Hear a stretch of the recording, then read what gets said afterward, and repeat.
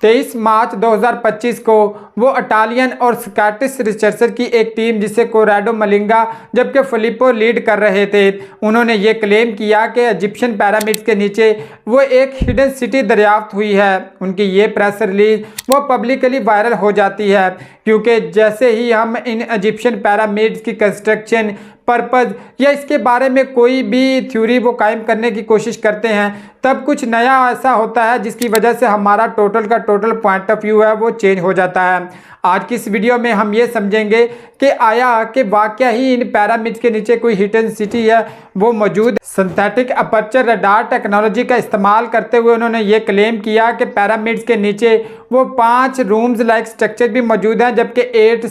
Cylindrical शेफ्ट्स भी दरियाफ्त किए गए हैं। जापानी रिसर्चर्स ने वो GPR यानी कि पेनिट्रेटिंग रडार टेक्नोलॉजी का इस्तेमाल किया गया जिसमें हाई फ्रीक्वेंसी रेडियो वेव्स है वो भेजी जाती हैं किसी इमेज की फॉर्मेशन के लिए। इसके अलावा रिसर्चर्स ने वो दरियाए नील की एक अंडरग्राउंड ब्रांच को भी दरियाफ्त किया जो कि पॉसिबली मटेरियल शिफ्ट करने में वो मदद कर सकती है। इसी वजह से जो कंस्ट्रक्शन का जो हमारा मेथड है जो पॉसिबली हम समझ सकते हैं कि पिरामिड की कंस्ट्रक्शन वो किस तरीके से की गई, वो दरियाए नील की अंडरग्राउंड डिस्कवरी ने उसको और भी तकवीत दी है। आर्कियोलॉजिस्ट ने जो टेक्नोलॉजी यूज़ की जिसे सिंथेटिक अपर्चर रडार टेक्नोलॉजी भी कहा जाता है, ये एक एडवांस रिमोट सेंसिंग टेक्नोलॉजी है जिसमें पल्सेस वो यूज़ की जाती है एक हाई रेजोल्यूशन इमेज है उसकी फॉर्मेशन के लिए। इस टेक्नोलॉजी में लाइट इतना इफेक्ट नहीं करती जैसा कि हम ऑप्टिकल इमेज फॉर्मेशन में इस्तेमाल करते हैं क्योंकि लाइट रिफ्लेक्ट होती है तो ऑप्टिकल इमेज है उसकी फॉर्मेशन होती है।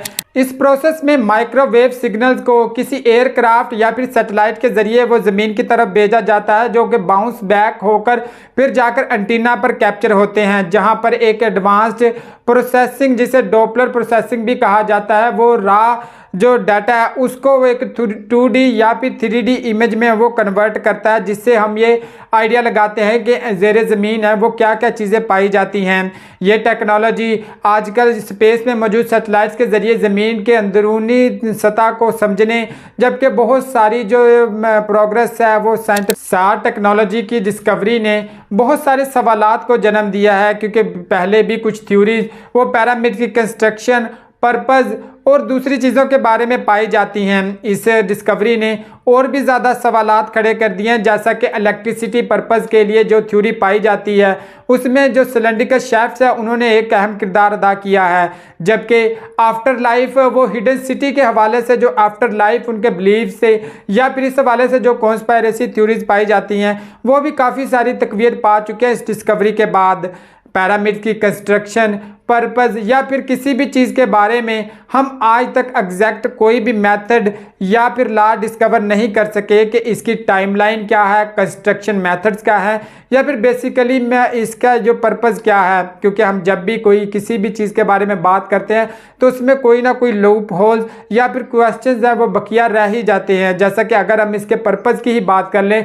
तो बहुत सारे आर्कियोलॉजिस्ट इस बात पर बिलीव रखते हैं कि पिरामिड्स हैं वो किंग्स उस वक़्त के या फिर जिन्हें फ़ैरोज़ भी कहा जाता है उनके मकबरे के तौर पर बनाए गए। लेकिन सवाल ये पैदा होता है कि आज तक जितनी भी डिस्कवरीज हुए हैं किसी भी फ़ैरो की वो लाश आज तक हमें क्यों नहीं मिली। इसी वजह से और कुछ और सवालात की वजह से ये भी जो इलेक्ट्रिसिटी पर्पज़ है उसको तकवीत मिली, इसलिए हम ये कुछ एज एग्जैक्ट नहीं बता सकते कि पिरामिड्स के हवाले से कौन सी थ्योरी है वो। लेकिन सवाल ये पैदा होता है कि क्या हम SAR टेक्नोलॉजी यानी कि सिंथेटिक अपर्चर रडार टेक्नोलॉजी के ज़रिए से इस डिस्कवरी को क्या इस पर रिलाई कर सकते हैं। ज़ाहिर हवा जो कि आर्कियोलॉजिस्ट है उन्होंने इसको एक फेक न्यूज़ या फिर ऐसे कह लें कि अनरिलायबल न्यूज़ के तौर पर वो मेंशन किया है, यानी कि वो ये कहते हैं कि हम इस टेक्नोलॉजी पर कभी भी रिलाई नहीं कर सकते क्योंकि आज तक हमने जितनी भी टेक्नोलॉजीज़ का इस्तेमाल करते हुए वो पिरामिड्स की कंस्ट्रक्शन या दूसरी चीज़ों के बारे में रिसर्च की है